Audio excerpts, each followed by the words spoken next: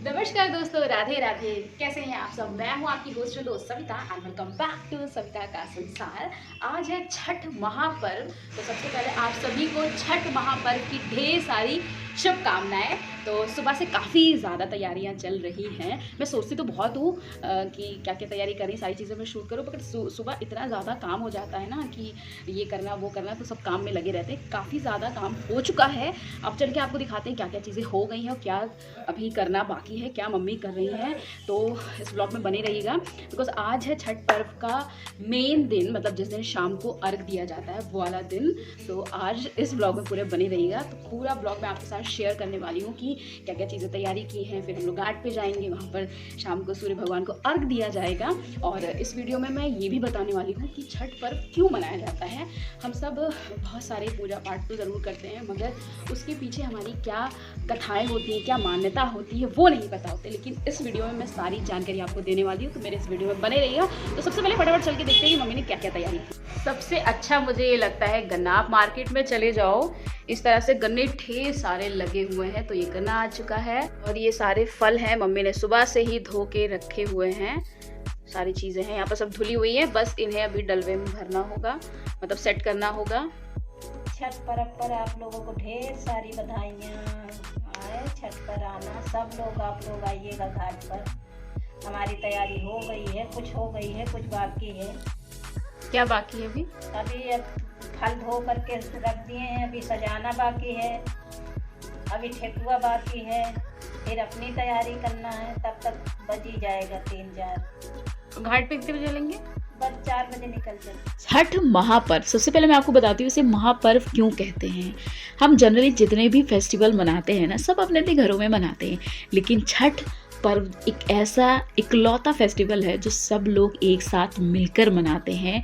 सब लोग एक साथ सब घाट पर जाते हैं, पानी में, मतलब कमर तक पूरे पानी में खड़े होते हैं। सब लोग एक साथ बिना किसी भेदभाव के सब लोग मिलकर एक साथ पूजा करते हैं। सब एक दूसरे की हेल्प भी करते हैं। उसमें महिलाएं भी होती हैं, पुरुष भी होती हैं, तो सब एक साथ, मतलब ऐसा लगता है कि एकता का प्रतीक है ये छठ महापर्व, इसलिए इसे महापर्व कहा जाता है।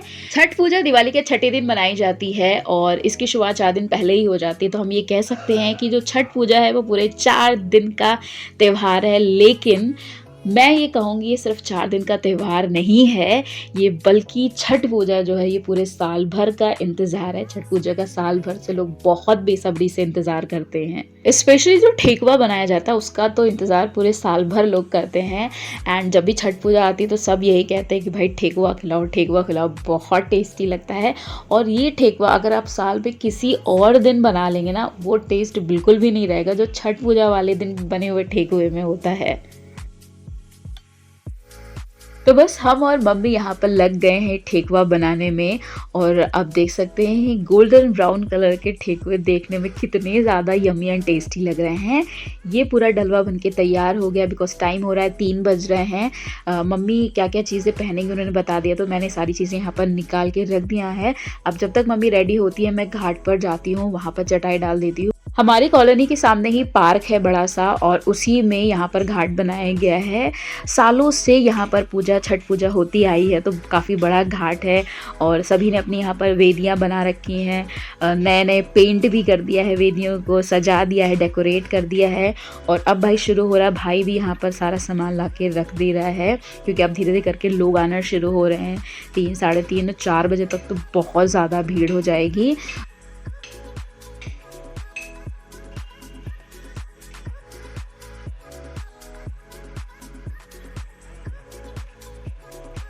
यहाँ पर मम्मी भी रेडी होकर आ गई हैं और धीरे धीरे और लोग आ रहे हैं। ढोल बजाते हुए बहुत सारे लोग आए हैं यहाँ पर। ये अपनी अपनी मन्नत होती है, अपनी अपनी मान्यता होती है। ढोल बजाते हुए आते हैं, ढोल बजाते हुए जाते हैं, नाचते हुए, गाते हुए।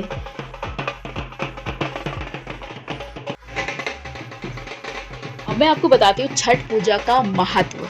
छठ पूजा एक प्रत्यक्ष देवता जिन्हें हम देख सकते हैं उनकी उपासना का दिन होता है। जनरली हम पूरे साल भर उगते हुए सूर्य को जल देते हैं, परंतु ये पूजा अपने आप में इतनी विशेष इसलिए होती है क्योंकि हम इसमें डूबते हुए सूर्य की भी उपासना करते हैं और उगते हुए सूर्य को भी पूजते हैं।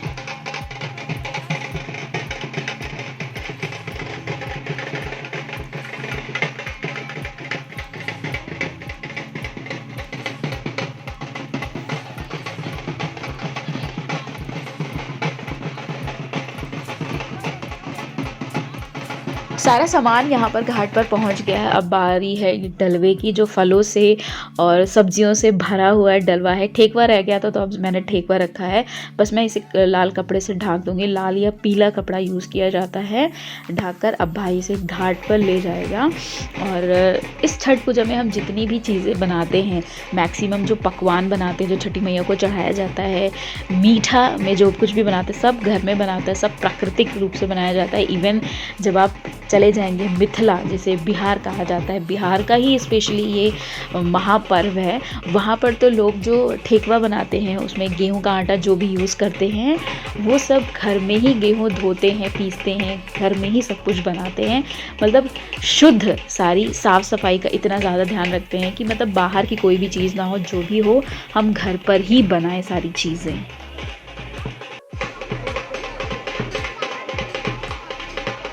छठी मैया को सूर्य का संबंधी माना गया है, इसलिए छठी मैया की इतनी उपासना की जाती है। सूर्य भगवान को अर्घ दिया जाता है, उगते सूर्य को पूजा जाता है, ढलते सूर्य को अर्घ दिया जाता है। और मिथिला में यह स्पेशली मनाया जाता है त्यौहार, क्योंकि मिथिला नरेश की पुत्री माता सीता ने जब अपना वनवास पूरा करके अयोध्या लौट रही थी, तब उन्होंने प्रभु श्री राम के साथ छठी मैया की पूजा की थी, सूर्य भगवान को अर्घ दिया था। इसीलिए इस पूजा में पुरुषों का भी पूरा योगदान रहता है, बहुत महत्व रहता है। आपने किसी भी पूजा में पुरुषों का इतना सहयोग नहीं देखा होगा जितना हमें ये छठ महापर्व में देखने को मिलता है।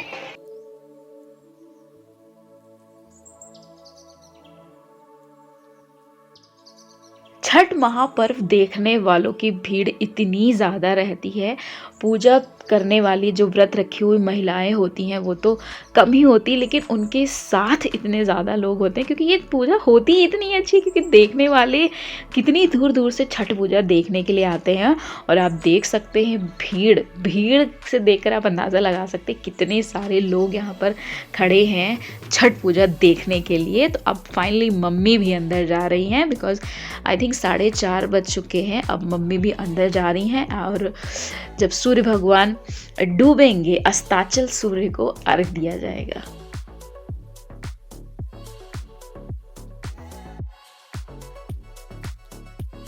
त्रेता युग के बाद द्वापर युग में माता द्रौपदी ने छठी मैया की उपासना की थी, अपना अज्ञातवास पूरा किया था, उनका सारा राज्य चला गया था। तो भगवान श्री कृष्ण के कहने पर उन्हें छठी मैया की पूजा की थी और उन्हें सभी अपना सारा राजपाट वापस मिल गया था। जय हो छठी माई।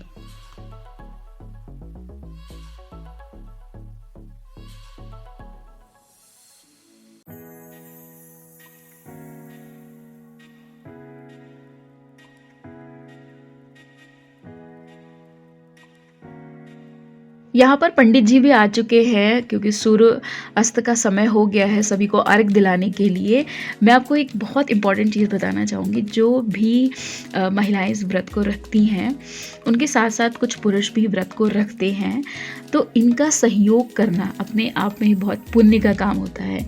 जैसे कि मैं आपको बताऊं, जैसे जो व्रत की हुई महिलाएं होती हैं, जब वो पानी में जाती हैं, उनके कपड़े भीग जाते हैं, उस कपड़े को धोना, अपने हाथ से धोना अपने आप में ही बहुत पुण्य का काम है। 36 घंटे का निर्जला उपवास करते हुए भी वो आँच के सामने ठेकुए बनाती हैं, तो उस ठेकुआ बनाने में सहयोग करना भी अपने आप में ही बहुत सौभाग्य की बात है। यहाँ पर मम्मी ने भी अस्ताचल सूर्य को अर्घ दे दिया है, बाहर आ गई हैं। धीरे धीरे महिलाएं अर्घ देने के बाद वो बाहर आ जा रही हैं। जिस जल में महिलाएं खड़ी होकर अस्ताचल सूर्य को अर्घ देती हैं, वो जल अपने आप में ही बहुत पवित्र हो जाता है। लोग उसका छिड़काव अपने ऊपर करते हैं, बहुत सारे लोग घर लेकर आते हैं। अगर आपके घर में कोई बीमार है उसके ऊपर छिड़काव करते हैं, पूरे घर में छिड़काव करते हैं, जिससे एक पॉजिटिविटी आती है। तो आप देख सकते हैं कितनी ज़्यादा भीड़ है अभी भी यहाँ पर। तो अब ये तो था अस्ताचल सूर्य का अर्घ। अब मैं आपको मिलूंगी नेक्स्ट वीडियो में, जिसमें हम उगते हुए सूर्य की उपासना करेंगे। जय हो छठी माई।